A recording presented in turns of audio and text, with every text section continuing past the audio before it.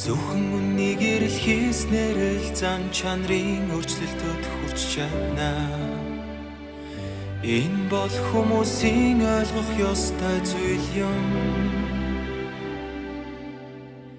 Хэрв чи үннийг хэтэрхий баг ойлгодог бол амархан бүдэрч замаа алдана.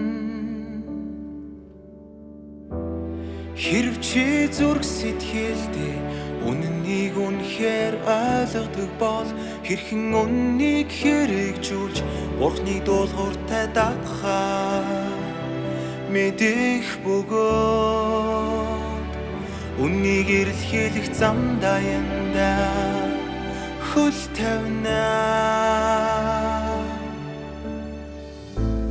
Алхдаг зам чин зөв Бурхны санаа зорилгод нийцдэг бол ариун сүнсний ажил чамайг орхихгүй. Энэ тохиолдолд Бурхнаас сурах магадлал чинь улам багасна. Үнэн байхгүй бол муугүй л тэгэхэд амархан бөгөөд чи өөрийн эрэхгүй үнийг жишээлбэл хэрвээ чи бие тоосон их хэрхүү зан чанартай бол Бурхныг битгий эсэргүүц гэж чамд хэлээд ямар ч нэмэргүй. Учир нь чи өөрийгөө хянаж чадахгүй. Энэ бол чиний өөрийн эрэхгүй хийдэг зүйл юм. Чи үнийг зориуд хийхгүй. Өөрийн бие тоосон их хэрхүү уг чанарт захирагдсан хийх болно. Бие тоосон их хэрхүү зангаасаа болж чи Бурхныг басамжилж түүнийг үл тоомсорлоход хүрнэ. Энэ зан чамайг өөрийгөө өргөмжлөх хандлагатай болгож алхам тутамдаа өөрийгөө гайхуулахад хүргэн.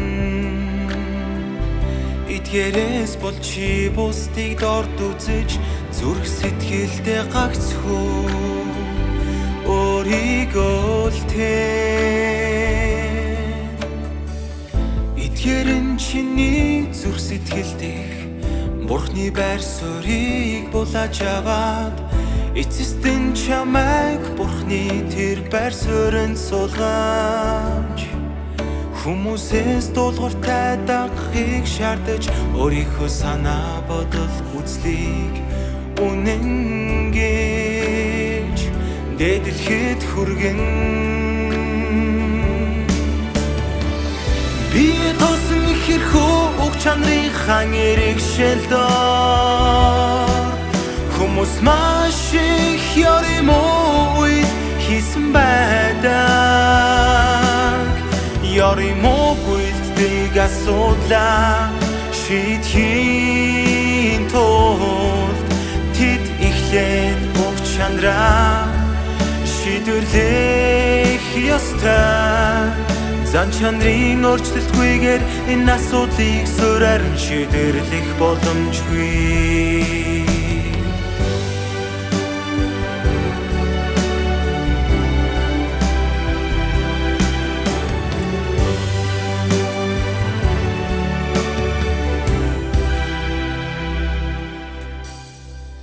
Бурхны талаар зарим нэг ойлголттой болох үед мөн өөрийн завхарлыг харж бие тоосон их хэрхүү зангийн жигшүүртэй муухай байдлыг таних үед чамд зэвүүлсмээр ойгутмаар гансрам санагдана.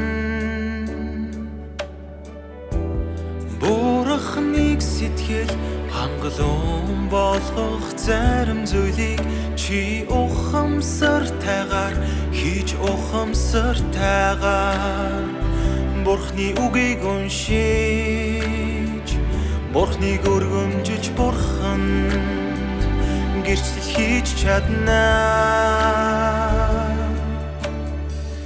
Чи ухамсартайгаар багахуулж булай муухай байдлаа ил болгоно.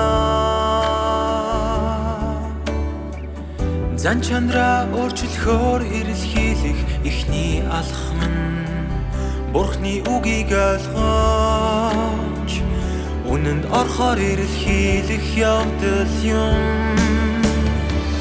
Зөвхөн үнийг ойлгосноор чи ялхан таних чадвартай болж чаднаа. Ялхан таних чадвартай болсноор юмыг нэвч шүвт харж чаднаа. Юмыг нэвч шүвт харснаар чи өөрийгөө үнэхээр мэдэж чаднаа. Өөрийгөө үнэхээр мэдэх үедээ чи махан биеэ сурвалж үнийг хэрэгжүүлж аажмаар Бурхныг дуулууртай дагдаг болж чаднаа. Ийм маягаар чи Бурханд итгэх итгэлийн зөв замд алхмаар орно. Энэ нь хүн үнийг эрэлхийлэхдээ хэр зэрэг шийдэмгий байхаас хамаарна.